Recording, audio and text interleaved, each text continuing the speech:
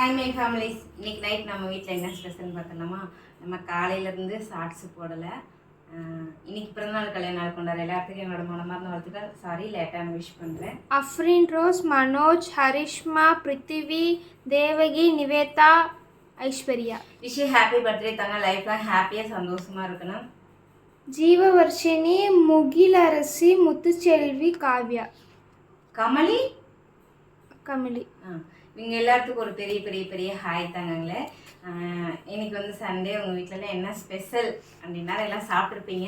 என்ன ஸ்பெஷல்னு சொல்லிட்டு கீழே கமெண்ட் பண்ணுங்கள். இன்றைக்கி நம்ம வீட்டில் என்ன ஸ்பெஷல்னா பத்தல வாங்க